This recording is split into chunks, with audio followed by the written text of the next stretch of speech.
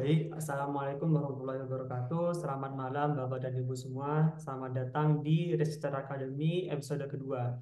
Yang mana pada malam hari ini kita akan membahas tentang bekerja remote sebagai mahasiswa S3. Apakah memungkinkan gitu kan ya?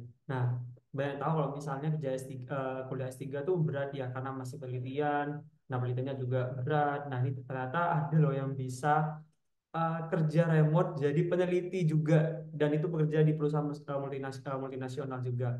Nah, kita akan bahas lebih lanjut gimana sih tips and triknya yang mana juga ini bisa bermanfaat banget ya buat kita karena nanti bisa jadi tambahan penghasilan juga buat kita selama kita menjadi mahasiswa kayak gitu, mahasiswa S3 lah depannya gitu ya.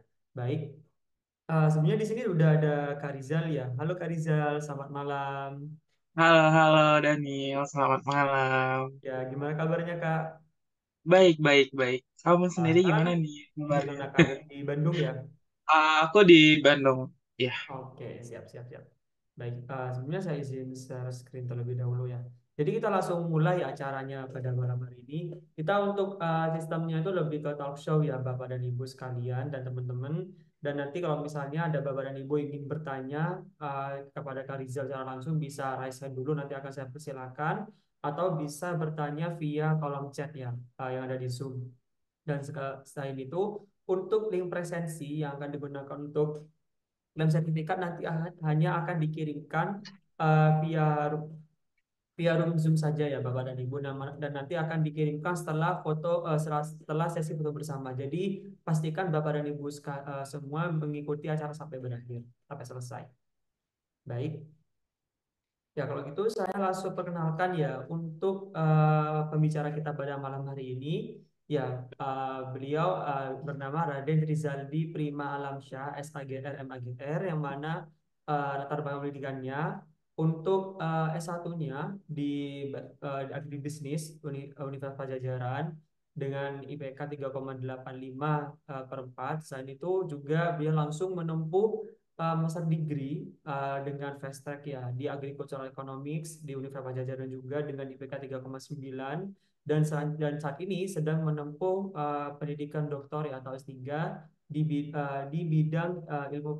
bidang ilmu pertanian di Universitas Pajajaran juga dengan IPK 3,3. Nah, bisa dilihat di sini bahwa Kak Reza benar-benar konsisten ya di pembelajarannya, di kuliahnya juga, namun juga punya uh, work experience dan publikasinya yang banyak juga di Bapak dan Ibu. Mulai dari uh, sebagai project leader di project leader petani milenial di PT Agro Jabar, saya itu sebagai konsultan at right partner dan saat ini yaitu sebagai senior researcher di KPI Institute. Nah, juga sebagai mahasiswa S3 juga ternyata Mas Rizal juga aktif nih sebagai penulis artikel ilmiah yang mana sudah mempunyai beberapa artikel ilmiah diterbitkan di apa ya di jurnal dengan akreditasi Sinta dan Scopus gitu. Seperti itu Bapak dan Ibu. Baik, kalau gitu kita langsung mulai saja ya untuk acara pada malam hari ini. Nah, sebelumnya mungkin kepada Kak Rizal mau memperkenalkan diri atau sambutan dipersilakan, Kak. oke, oke. Terima kasih untuk kesempatannya, Daniel.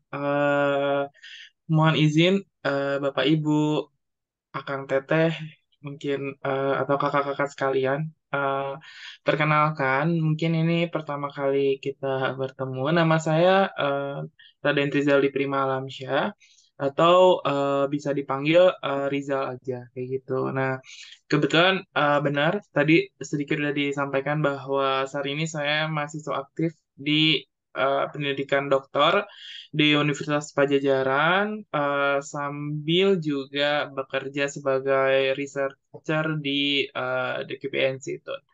Nah, sebagai info tambahan lagi, kebetulan saya ikut fast track dari S1 sampai S3, jadi nggak ada habis berhentinya, terus dengan kegiatan nulis publikasi dan penelitian juga, jadi cukup lumayan ya, harus bagi waktu. Gitu mungkin untuk perkenalan awal. Baik, ya. Terima kasih Kak Rizal. Jadi kalau bisa bilang, kebetulan Kak Rizal sama saya ini satu angkatan ya. Kita pernah ketemu di satu Betul. acara gitu. Dan kebetulan cukup amazed banget sih sama Kak Rizal. Karena Kak Rizal, wah cepet banget ya. Namanya sudah fast track tuh ya. Gak ada berhentinya nih dari S1 langsung S2. belum selesai juga langsung S3. Wah, ini hebat banget di Kalizan, dan ternyata juga Kalizan punya pengalaman kerja yang cukup mumpuni juga lah kayak gitu. Oke, kita langsung pembahasan ya. Yang pertama, Mhm. Mhm. gimana sih Kak Rizal, latar belakangnya bisa dapat pekerjaan secara remote itu di KPIC itu, apalagi sebagai senior researcher? Bisa diceritain dulu. Oke, oke.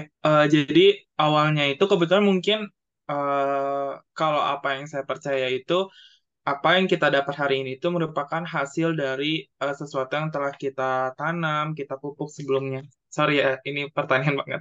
Jadi, kenapa kayak gitu? Eh, saya bisa berada di sini saat ini mungkin karena proses yang udah saya lalui dari sebelum-sebelumnya. Dari awal saya punya pengalaman ikut-ikut dosen kayak gitu. Jadi kayak ikut neliti, kebetulan dosen saya punya project sama misalnya Jepang, sama project Jerman, kayak gitu. Nah, awalnya saya emang ikut-ikut, mungkin bisa dibilang underpay atau ya relawan lah ya, kita bersifat sukarela itu, ya udah gitu, nggak apa-apa. Tapi itu yang bikin pengalaman saya dari S1, terus juga ikut-ikut-ikut, ke S2, ikut lagi sampai sekarang, yang bikin jejaring komunikasi saya dari mulai skill research itu udah semakin shaping ya. Terus yang kedua, eh, cara saya komunikasi atau ketemu kayak oh orang luar negeri, orang Asia atau orang Barat itu senangnya kayak gimana tuh udah mulai terukur dan terbentuk dari dini kayak gitu. Jadi ketika ada pendaftar, saya tuh waktu itu habis kerja di yang Agrojabar itu karena proyek petani milenialnya itu di Jawa Barat udah beres, sempat ada jeda kan dari Agustusnya. Jadi saya sempat nyari-nyari nih kayak gitu. Nah, untuk carinya sendiri saya pakai platform online. Itu pertama kali ya karena sebelumnya waktu saya kerja yang di BUMD itu di Agrojabar tuh saya dihubungin sama salah satu kepala divisi atau kepala seksinya lah ya untuk bisa nggak jadi saya nggak alamin rekrutmen yang kayak oh setor CV dan sebagainya. Saya baru ngalamin tuh yang ini yang pertama kali, dan ini juga baru pertama kali pakai aplikasi online lah ya. Mungkin kita tahu LinkedIn dan job seeker dan sebagainya, tapi waktu itu saya pakainya Glance kayak gitu. Dan accidentally kayaknya ini nggak keduga gitu. Jadi awalnya saya tuh justru ketemunya posisi junior researcher karena saya ngerasa kayak oh ini saya cocok sih karena kan pengalamannya dan sebagainya itu masuk ke sini gitu. Tapi ternyata setelah berapa jam lihat lagi ternyata dia open posisi untuk senior researcher juga. Terus saya kayak menimbang-nimbang, kayaknya bisa deh gitu. Kayaknya bisa deh. Jadi apply ke dua posisi itu. Dan ternyata juniornya justru fun fact-nya ditolak. Jadi yang keterimanya itu yang seniornya. Saya juga kaget kayak gitu. Jadi dari situlah awalnya kenapa akhirnya ternyata bisa lancar terus sampai detik ini jadi senior researcher di sini gitu. Baik, kalau boleh tahu, ya. Oh ya, untuk info dan Bapak dan Ibu sekalian, nanti untuk cara daftarnya atau cara mencari lowongan kerja yang secara online dan remote itu nanti akan apa ya, akan dipraktikkan langsung nih sama Karizal. Nanti Karizal akan memberikan secara langsung tipsnya bagaimana sih cara mencari pekerjaan secara remote melalui platform online. Tapi nanti di sesi terakhir ya Bapak dan Ibu. Baik. Pertanyaan selanjutnya nih Kak Rizal. Hmm, Nah, hmm, Kak Riza ini sebagai mahasiswa doktoral, kayak kita doktoral hmm. student kayak gitu, dan juga kebetulan sekarang pasti aktif penelitian nih kayak gitu. Nah, apalagi Iya betul. saya tahu Kak Rizal akhir-akhir ini sudah lagi garap disertasi kayak gitu kan ya. Terus saat itu juga bekerja secara remote sebagai peneliti. Nah, kira-kira chaos atau hektik banget gitu gak Kak? Terus gimana sih Oke, kendala yang sering dialami setiap hari itu gimana ya? oke, oke. Jadi gini nih, keberuntungan saya itu terjadi kayaknya di mungkin Allah emang baik ya. Jadi terjadi di tempat kerjanya itu yang dipilih. Kenapa? Jadi dulu waktu saya kerja di Agro Jabar itu kan saya udah mulai S3 ya, masih awal-awal kayak semester 1 karena kan fast track.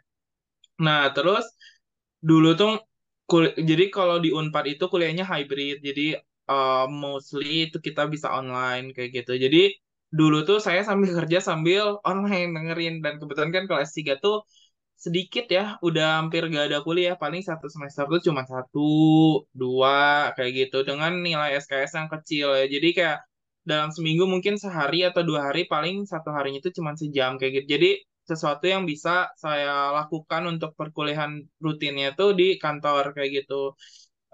Dan itu pentingnya untuk saya bisa fokus gitu kayak oh ini lagi ngerjain kantor terus sambil dengerin gitu kan. Sama ya sebagai selayaknya mahasiswa perlu berpartisipasi aktif lah ya kayak nanya di kelas dan sebagainya. Nah, sampai ketika di kantor yang baru ini ternyata emang dia tuh memberikan fleksibilitas waktu untuk para pekerjanya, para collaborators-nya. Jadi di sini tuh karena kan multinasionalnya tuh emang kayak manajer saya itu dari Egypt gitu, yang mana rentang waktunya itu beda sekitar 4 jam ya. Dia UTC plus 3. Jadi karena beda-beda macam-macam kayak gitu, jadi kita ada semacam kebebasan waktu kerja, yang penting 8 jam sehari kayak gitu. Nah, karena kayak gitu, jadi saya bisa milih mau dari jam 8 sampai jam 5 dan sebagainya. Yang penting 8 jam nih, kayak gitu ya. Nah, karena ini ya, di satu sisi fleksibel dan di satu sisi ada rutinitas kuliah yang perlu diikuti, terus penelitian gitu kan. Jadinya sering kali saya siang ke malam itu kerja kayak gitu dan paginya baru kuliah kayak gitu. Jadi kurang ya tidurnya. Jadi saya biasanya kayak habis subuh tuh baru tidur dulu nih kayak gitu, baru tidur baru kayak mungkin jam 8 jam 9 kalau udah mulai bangun ya bangun gitu ngerjain kehidupan sebagai mahasiswa gitu. Mulai di atas jam 12, mulai siap-siap buat kerja sebagai senior researcher di sini kayak gitu. Jadi sebenarnya secara cycle-nya tuh kalau yang terbaru sekarang biasanya siang atau sore ke malamnya kerjain itu, baru paginya ngerjain disertasi atau kuliah. Kalau nggak ada kuliah saya tidur kadang. Jadi baru baru mulainya siang ya, duhur baru mulai beraktivitas. Tapi at some point kadang kan kita mikir disertasi itu sulit ya mikirin sesuatu tuh. Jadi saya rubah juga kadang misalnya kerjanya pagi terus malamnya begadang buat mikirin konseptual yang abstrak kayak gitu. Jadi sebenarnya bagi waktunya gitu sih kadang kalau paginya ngerjain urusan kuliah, baru malamnya kerja. Kadang kalau paginya kerja berarti malamnya yang harus ini. Dan itu nggak bisa dilewat, maksudnya kayak nggak bisa saya cuman milih kayak oh kerja aja nanti dinantiin aja gitu kuliahnya karena nanti bisa berimbas terhadap molornya waktu akademik juga ya kayak gitu jadi saya juga tetap maintain waktu kuliahnya nggak molor kayak gitu kurang lebih gitu sih untuk pembagian manajemen waktunya ya.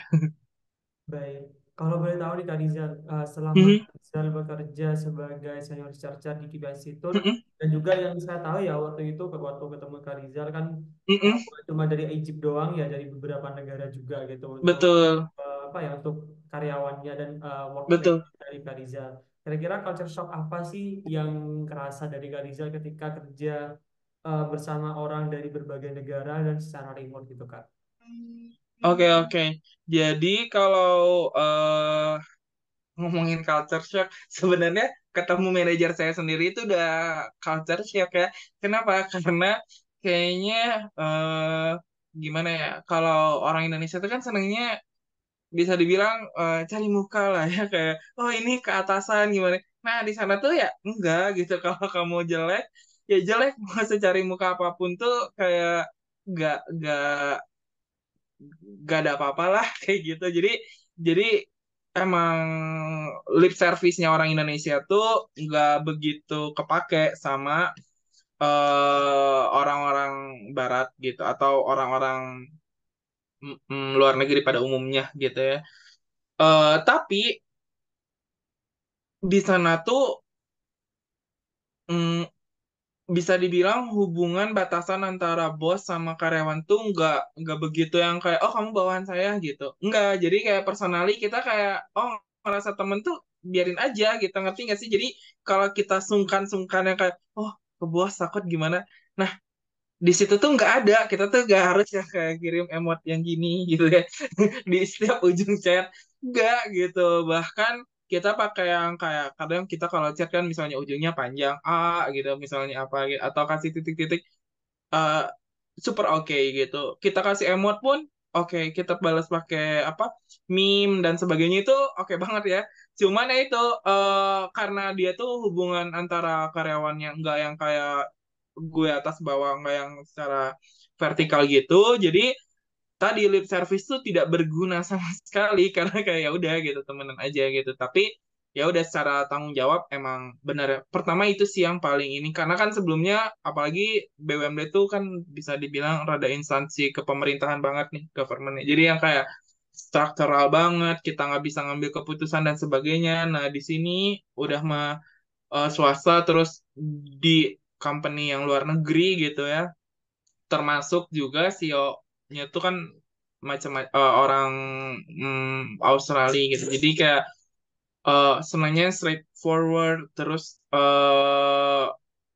apa ya kayak hal yang kayak paling detail tuh dia sorotin itu tuh bikin aku shock sih to be honest. Jadi kayak misalnya nih kayak even kita ngerjain meeting buat ada meeting terus mau presentasiin hasil kerjaan kita pakai Google Sheet misalnya. Nah, terus ada sesuatu yang kayak ini tuh formatnya misalnya harusnya lebar gitu ya. Kita terlalu kecil. Itu tuh kena komen yang bisa satu meeting itu tuh bahas hal detail kecil-kecil itu gitu dan kita nggak bahas ininya gitu karena bagi mereka tuh kayaknya hal detail tuh penting gitu termasuk kayak ke warna apa ya structure dan kayak gitu. Jadi kayak di sini yang remeh-temeh di sana dianggap oke maksudnya kayak penting gitu ya dan sebagainya. Jadi naikin kualitas critical thinking aku pribadi sih sebenarnya gitu ya. Jadi hal yang semua membuat shock itu awalnya emang aku di bulan pertama, bulan kedua tuh masih menyesuaikan ya karena apalagi beda jamnya juga gitu kan. Kadang kayak aku mau meeting sama manajer aku terus ada orang Rumania misalnya. Nah, dia tuh kan beda-beda gitu kan misalnya. Terus dicari nih waktunya pernah yang kayak mungkin baru jam 9 malam baru meeting di sana misalnya masih pagi gitu kayak gitu. Good morning terus kita coba hehe gitu. Karena nggak karena kayak good night ya ya masa aja gitu. Jadi kayak everything we have a greeting with good morning gitu mau jam berapapun itu gitu kayak kita good morning di sini mungkin di sana udah masih subuh atau dini hari atau malam jadi kayak itu sih yang serunya dan lebih kerasa kayak borderless dan kayak ternyata communication antar orang di berbagai negara tuh nggak begitu kerasa ya gitu melihat ada perbedaan ini gitu sih kurang lebih awal awal culture shock dari semua ini. Oke, baik Kak. Oke, kalau boleh tahu Kak, ini pasti yang Mhm, bakal yang paling krusial sih Kak. mhm, Ketika Kak Riza melamar posisi tersebut sebagai senior researcher, mhm. itu apakah perlu seperti IELTS or TOEFL gitu ya Kak? Atau Hmm. ya itu kira-kira perlu nggak Kak? Oh, oke. Itu nggak perlu sama sekali sih, to be Oh, honest. Bahkan ijazah tuh nggak harus ditunjukin ini ijazah aku gitu. Jadi waktu itu kan posisinya aku masih masih baru baru awal-awal S3 lah ya. Tapi udah di sama manajer aku dan beberapa temen di sana tuh dianggapnya ya udah dokter aja gitu. Padahal aku nggak bilang kayak oh udah lulus gimana gitu ya.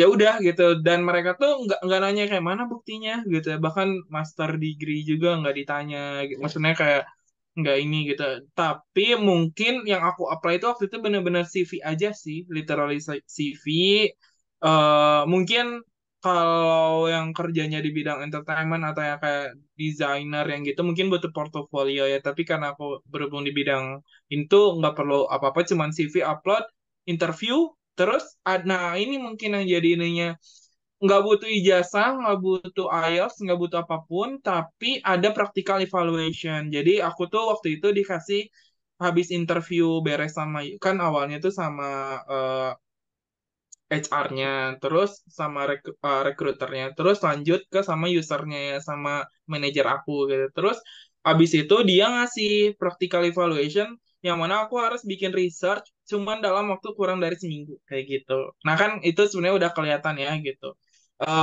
bisa enggaknya benar-benar kayak gitu. Jadi mereka lebih ngeliatin ini sih. Jadi kalau ada pandangan kayak oh di luar negeri ijazah tuh nggak perlu kayak gini, kayaknya aku setuju sih kayak gitu. Kayak mau ijazah lulusan SMA pun kalau dia punya quality yang setara, nggak terlalu diperhatiin sih. Walaupun mungkin di administration proses yang awalnya HR tuh kan pasti ngeliat gitu ya kayak oh ini SMA nih nggak qualify buat seorang senior researcher misalnya gitu ya. Dan bahkan mungkin karena aku waktu itu udah doctoral student, dia consider untuk nerima di senior researcher kan dibandingkan untuk nerima di junior researcher kayak gitu sih. Jadi kayak beberapa akademik itu mungkin jadi pajangan aja yang butuh di proses awal gitu. Setelah kesana-sananya kita nggak kepake sih. Bahkan gimana ya kan orang tuh beda-beda banyak dari non English company, maksudnya non English country. Jadi sebelepotan apapun tuh ya udah gitu, gak apa-apa gitu, nggak ini yang penting kamu ngomong, aku ngomong ngerti sama satu sama lain kayak Oh, gitu. Ya udah gitu, nggak masalah gitu. oke. Gitu. Terus ini Kak, ketika berarti ketika Kakak ketika mereka itu menentukan seseorang ini qualified atau tidak itu berdasarkan study case itu yang tadi diberikan itu ya Kak. Mm-mm, mm-mm, mm-mm. Baiklah. Salah satunya itu. Ya. Kenapa Berarti aku tahu juga karena terakhir eh company aku hire junior researcher yang mana itu ada di bawah aku kayak gitu waktu itu. hmm, Jadi aku juga nge-interview mereka dan nge-evaluasi practical evaluation mereka, dan kalau aku lihat sih apa yang aku putusin kayak oh ini bagus atau enggak hasil tulisan mereka, terus aku tentuin dia accepted atau enggak. Jadi kayak itu finalnya juga gitu. Jadi kayak corong gitu loh, ngerti kan? Dari atas tuh harus accepted, terus makin ke sini sampai akhirnya di bawah tiga atau dua atau satu tuh dari practical evaluation. Kayak which one the best aja gitu. Gitu oke. sih.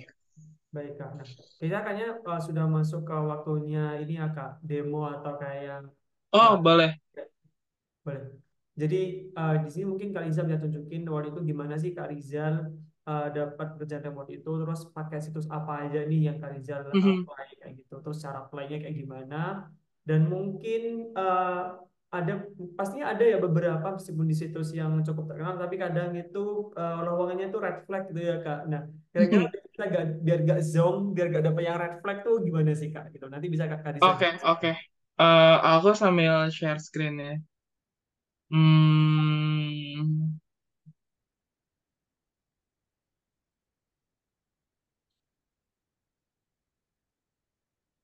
Oke, kelihatan kan ya. Jadi Ya. eh, balik lagi ke awal tadi buat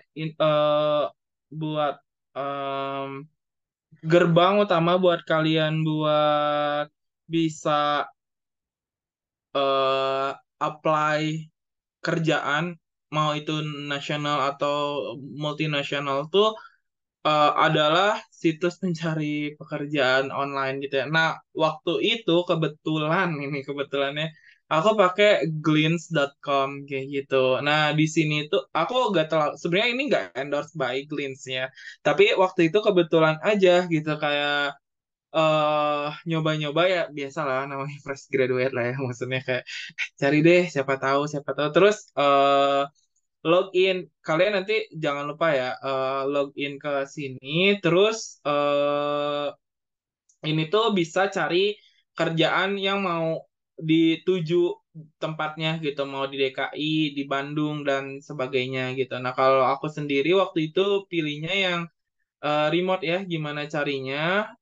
Itu pergi ke lowongan kerja. Nah, pertama disclaimer karena aku backgroundnya pendidik ya, maksudnya kayak senang ngajar, senang neliti. Jadi ketika kalian ngisi yang awal, nanti kan kalian daftar nih. Nah, setelah user interface daftar tuh kalian ditanya interestnya tuh mau kerja di bidang mana? Mau di bidang IT, mau di bidang eh apa ya kayak eh, engineering dan sebagainya itu banyak banget ya. Nanti si aplikasi ini bakal tailor insight yang sesuai dengan apa yang kita pilih kayak gitu.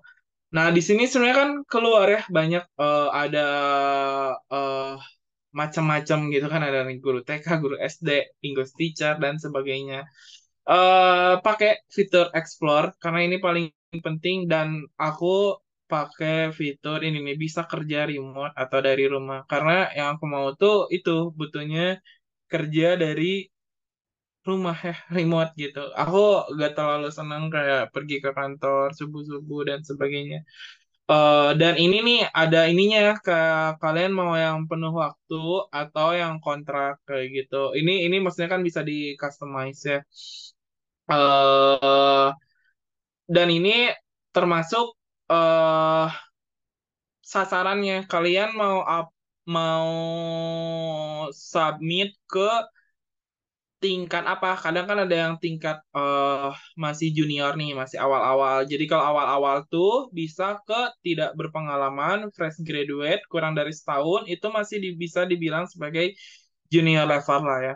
Kalau junior to medium tuh mungkin di sekitar 1 sampai 3 itu junior to medium masih bisa nih. Jadi kalau kalian ada pengalaman sedikit, nah mau ngambil yang kayak tingkatan junior to medium itu ke sini kalau yang udah senior itu di sekitar 3 sampai 5 dan 5 sampai 10 tuh mungkin di sekitar kalau di posisi company aku ada namanya lead researcher ya jadi yang kayak researcher yang paling atas gitu dan mungkin manager bisa di 5 sampai 10 atau lebih dari 10 kayak gitu.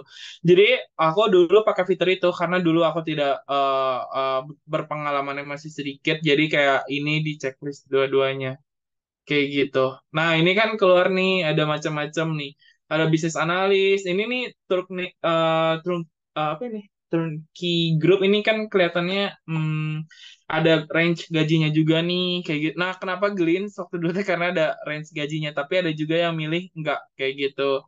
Dan setelah, mari kita contoh, misal nih, ini nih ada IT Business Analyst 10 sampai 22, ada konsultan. Ini kan beda-beda ya. Aku bakal coba lihat gimana cara ini bagus atau enggak tuh kita bisa klik dan ini ada deskripsinya. Oh, belum. Sebentar. Oke. Nah, ini setelah diklik itu keluar nih, misalnya ada nama company-nya LogiQ, terus dia IT Business Analyst dan ini pastiin ada badge verified-nya ya. Berarti si company-nya tuh nggak bodong ya. Terus ini some of them itu nyertain gajinya, tapi ada juga yang enggak kayak gitu ya. Jadi dan ini tuh nggak jadi patokan utama. Maksudnya kita bisa research juga untuk posisi misalnya IT Business Analyst tuh di range pasaran berapa dan kita tailor sama skill kita gitu ya. Nah, ini nih ada yang kayak skill utamanya harus product management sama project management kayak gitu. Ini nih penuh waktu dan bisa remote dari rumah. Berarti kan ini cara gak langsung dia ngizinin kita buat kerja dari rumah kayak gitu kan. Nah, ini kalau udah kita lihat kita baca nih biasanya ini tuh nama orang bukan ya, Rothschild. Kadang ada yang oh iya benar-benar ternyata.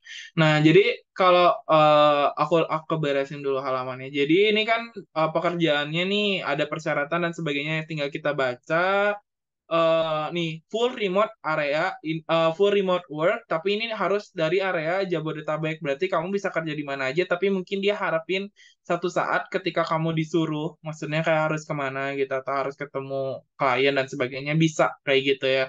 Emang ada require tertentu, nggak ada yang bebas banget, ada yang itu tinggal dilihat aja gitu. Termasuk ini ada bonus dan sebagainya. Ini ada profile company dan sebagainya. Nah, kalau aku pribadi, kalau seandainya ini cara scanning ini oke atau enggak, aku copy nih si ini rekruternya, terus aku search di eh, Google gitu ya. Nah, ketemu kan ini tag recruiter. Nah, biasanya biar oke nih, sambil kalian senggol-senggol di LinkedIn, di apa namanya? Kalian hubungkan atau kalian coba connected sama Rothschild ini gitu. Nanti bisa bisa DM kayak halo Kak misalnya nanya-nanya. Waktu itu aku nggak nanya sih, tapi setelah aku kerja itu itu hal yang bagus untuk dilakukan karena tiap pekerja tuh punya referral yang bisa di pakai. Nah, eh udah gitu, udah nih kan ceritanya dari LinkedIn ya. Kalian bisa connect. Nah, kalau udah waktu itu tuh aku pakai fitur lamar cepat di sini nih. Di lamar cepat, terus kita minta isi aja ekspektasi kalian tuh minimalnya di berapa juta. Ini tapi bisa disesuaikan sama yang dia nih. Kalau dia kan di sini 10 sampai 22. Kalian misalnya bisa expect misalnya maunya minimal di 15 gitu ya, misal gitu ya. Oh, gaji minimal harus lebih rendah dari gaji maksimum. Iya, itu kan lebih rendah ya. Atau kita kasih 9 gimana coba? Tunggu, 17. Oh, oke, oke. Enggak. Berarti ini bisa nih misalnya. Misalnya kalian range-nya 15 sampai 17 dan itu make sure, misal aja ini. Make sure biasanya tuh berapa persen dari gaji kalian sekarang gitu bisa gitu. Jadi kayak gaji kalian misalnya sekarang 10 juta atau 12 juta. Terus kalian taikin misalnya 30% atau berapa. Itu juga bisa gitu dijadiin acuan. Nah, kalau udah ini kalian masukin CV kayak gitu. Terus kirim aja. Mari kita coba ya kirim. Aku nggak expect sih buat diterima, tapi ini buat demo di sini demi kalian. Oke. Nah, nanti tuh kalau udah, sorry deh, aku jadi tumbal sendiri. Nah, terus ini nih ke profil saya. eh ini tuh kalian bisa isi ya profil saya karena mereka bisa ngelihat gitu loh kayak oh ini backgroundnya skillnya apa kayak gitu. Nah ini bidang minatnya nih kalian yang tadi aku bilang di awal. Jadi bakal kalau orang relevan termasuk tipikal pekerja yang diminta sama ekspektasi gaji bulanannya di berapa kayak gitu. Pokoknya masukin deh ini kayak versi LinkedIn banget gitu. Buat yang belum tahu LinkedIn, jadi itu tuh kayak CV tapi yang bisa dilihat secara online.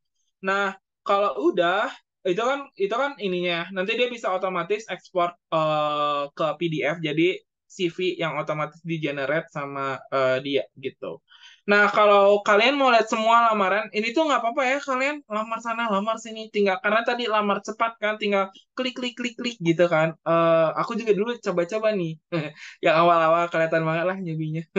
ini ini nih aku 2022 tuh bisa kelihatan ya masih coba-coba nih dalam dalam hari yang sama ini September 30 tuh beda 1 menit itu aku kasih klik klik klik. Nah ini nih senior researcher yang akhirnya direkrut. Nah tapi kalau kalau lihat nih historinya, jadi yang pertama kali aku daftar tuh beneran buat ke sini jadi kayak pertama kali daftar mungkin emang rezeki ya terus pas yang dimunculin di yang halaman tadi itu si company yang sekarang terus dengan posisi junior researcher jadi aku apply ini jam 1:43 kan tuh sambil sambil apply apply yang lain nih ini kan 4:30 aku waktu itu buka lagi dan ternyata nemu lagi dari tempat yang sama tuh dia oh buka lagi nih jadi aku apply lagi nih ya setengah jam berapa tuh setengah 5 kan jadi kayak oh, ya biarin aja lah gitu keterima syukur nggak juga nggak apa-apa waktu itu karena namanya pikiran fresh grade kayak yang penting keterima lah ya ya udah dari situ ternyata setelah di itu dapat email nah Glints tuh biasanya eh, ketika udah diterima, terus nanti dia bakal ngirim email ke email pribadi kalian yang kalian tulis di Glints kayak gitu. Bentuk emailnya gimana? Perlu perlu kalian perlu tahu mau tahu atau nggak usah juga nggak apa-apa. Nggak usah juga nggak apa-apa lah ya. Nanti kalau mau tahu ditanya aja. Nanti di email terus kayak hello kita tertarik sama ini mungkin dia minta CV dan sebagainya. Terus ya udah gitu. Kita kirim dia assign waktu kayak bisa nggak jam segini atau tanggal segini kita interview dan waktu itu aku sendiri interviewnya online ya kayak gitu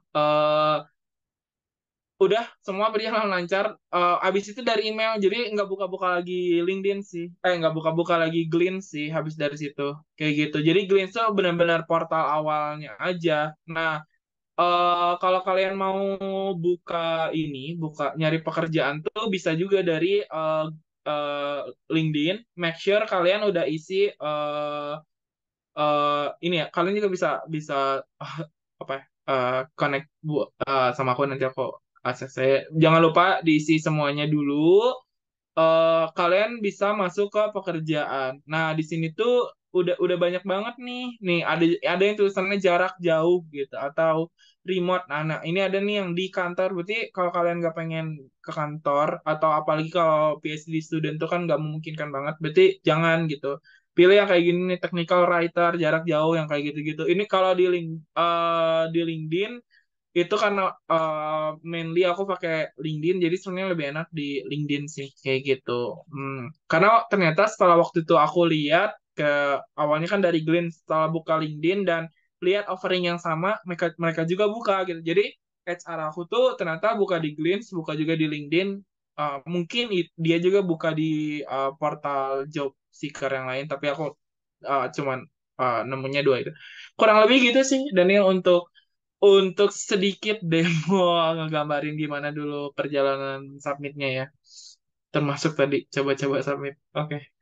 Oke Kak. Nah, tadi kalau saya lihat kalau yang di Mm-mm, perusahaan yang di KPI Institute itu posisinya tuh di Jakarta ya Kak. Tapi itu kan multinational company. Jadi sebenarnya mm-mm, dia itu eh, kita tuh misalnya pengen oh kita nih aku pengen yang kerja yang di perusahaan luar negeri nih gitu.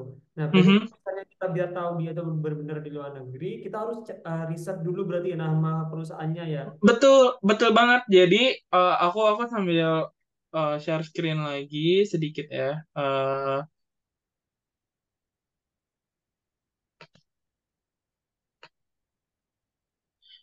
Nah, jadi kalian bisa bisa search si misalnya nih perusahaan aku sekarang di KPI Institute. Dicari aja. Nah, ini kan keluar website utamanya ya.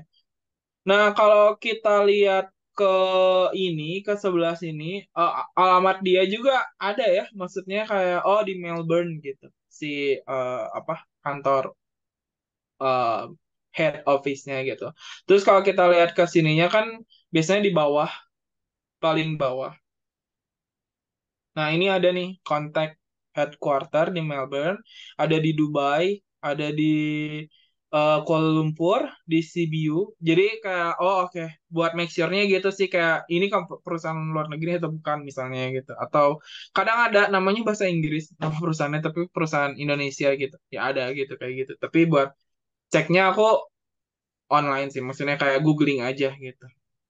Oke oke baik Kak. Nah, terus tadi kalau saya lihat tuh ada beberapa lowongan kerjaan yang udah dibuka 23 hari yang lalu, 30 hari yang lalu yang Mhm, udah lebih dari 2 minggu. Nah, kira-kira tuh masih mhm. worth it nggak ya buat dilamar ketika dia tuh sudah lama banget dibukanya gitu. Apa Oke.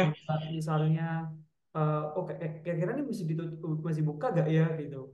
Itu Oke, gimana? oke. Nah, kalau dari apa yang aku lihat, biasanya selagi dia belum ditutup tuh artinya HR-nya masih nyari. Yang pertama itu ya.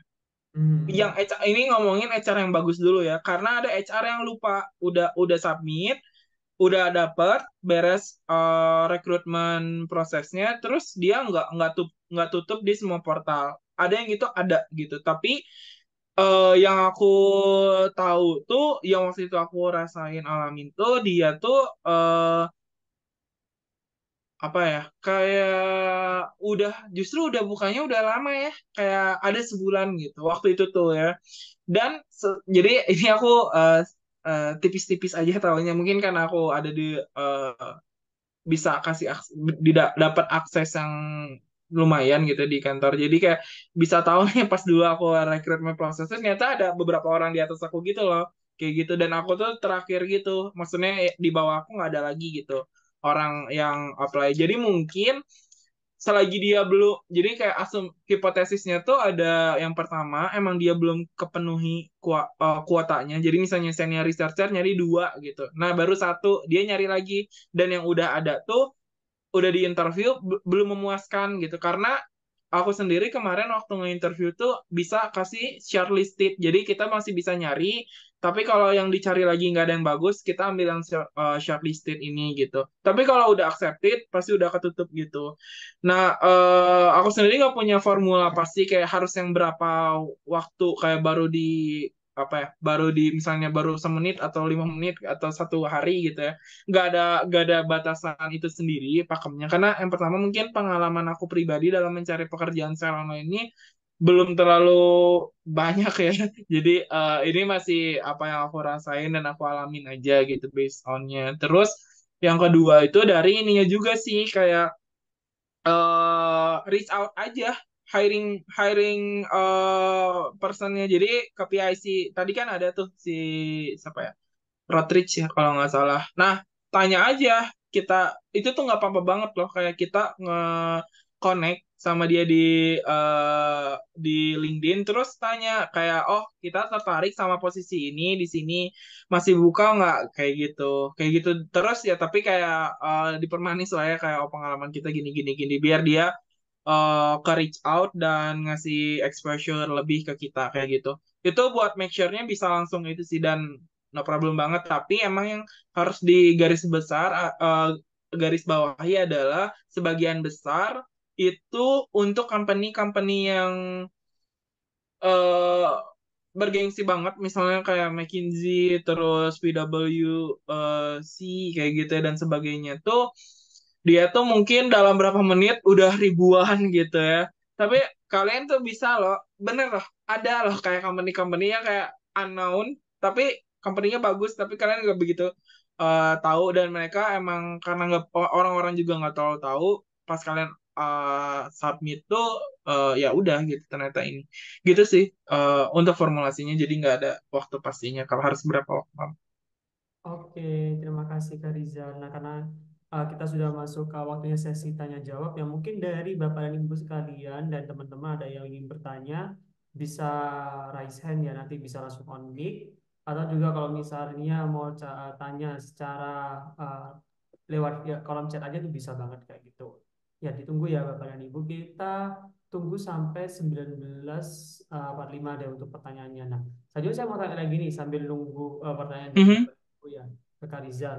Nah, terkait lowongan tadi, terkait pekerjaan tadi nih, kira-kira dari dari pengalaman Kak Rizal sendiri, mhm. selama bekerja itu yang paling banyak didapat atau value-nya itu apa sih Kak, yang aku dapat setelah kerja sama mereka, oh aku tahu ternyata oh riset itu seperti ini nih gitu kalau di luar negeri, atau gimana gitu Kak? Hmm, oke oke. Yang paling aku dapat sih sebenarnya pertama value ya, kayak integrity-nya luar tuh bagus banget buat dicontoh gitu. Yang pertama itu, dan mereka tuh punya eh hmm, apa ya, kayak waktu kerja tuh yang bagus. Jadi kayak harus efisien, bahkan di apa ya, kayak kalau di aku sih pengalamannya kayak fokusnya tuh berdasarkan output kayak gitu. Jadi kayak kalau kamu bisa ngerjain satu project dalam 1 minggu ya bagus gitu. Tapi kalau kamu bisa ngerjain 2 minggu, diberinin aja gitu. Tapi bakal terus ditanyain kapan nih beres. Tapi nanti ngaruh ke performance evaluationnya dia kayak gitu. Nah, eh yang pertama kan value, yang kedua tuh adalah ilmunya itu sendiri, karena aku sekarang kerja di KPI Institute tuh eh pegang sekarang AI Enablement Labs ya. Walaupun aku dari pertanian, tapi sekarang ke AI Enablement Labs. Tapi aku tuh karena dapat ilmu tentang AI yang baru gitu ya, kayak bikin AI. Aku coba ambil itu ke disertasi aku kayak gitu. Jadi disertasi aku tuh kembangin AI tapi buat sustainable finance kayak gitu. Jadi kayak salah satunya aku curi ilmu dari sana terus simpen dari sini. Nanti ya sharing-sharing gitu lah. Jadi itu sih yang kayaknya salah satu hal yang kayak memberikan impact yang gede banget gitu, powerful. Oke, oke, oke. Ya bisa dibilang 50-50 lah. Jadi ya misalnya eh, ya kita bisa dapat pembelajaran dari tempat kerja, terus nanti Kak Rizal. Mm-mm, betul. Tapi yang dari tempat kerja itu ke disertasi Kak Rizal gitu kan ya. Iya, iya benar. Nah, karena saya lihat belum ada yang ingin bertanya, jadi kayaknya kita langsung bisa akhiri untuk sesi pada malam hari ini. Tapi sebelum itu kita bisa dokumentasi terlebih dahulu ya Bapak dan Ibu yang ingin on cam bisa dipersilakan on cam, dan kami harap bisa on cam. Dan setelah sesi dokumentasi nanti akan saya bagikan untuk link Zoom-nya, link presensinya ya. Nanti Mbak Indah nggak tolong tim nggak tolong dibagikan setelah sesi foto bersama ya untuk link Zoom-nya. Baik, bentar.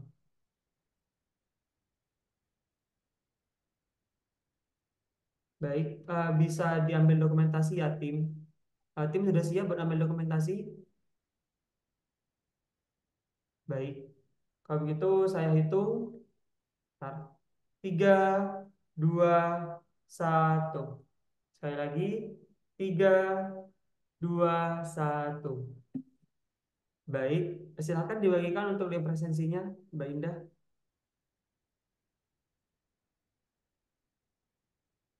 Ya, baik. Terima kasih sebelumnya kepada Kak Rizal ya atas waktu yang telah di yang telah diluangkan dan juga atas sharing ilmunya juga. Terima kasih banyak dan semoga bisa bermanfaat ya buat kita semua. Nah, untuk Bapak Ibu dan Ibu Amin. sekalian yang ingin mungkin pengen replay lagi ya untuk videonya itu nanti bisa dilihat di channel YouTube dari Generasi Peneliti yang nanti akan kami share linknya mungkin dalam 3 sampai 4 hari kerja ke depan. Baik, mungkin dari Kak Rizal yang mau disampaikan. Mungkin terima kasih untuk Bapak Ibu sekalian yang sudah hadir di sini karena emang teman-teman saya juga rata-rata di S3 Bapak Ibu ya.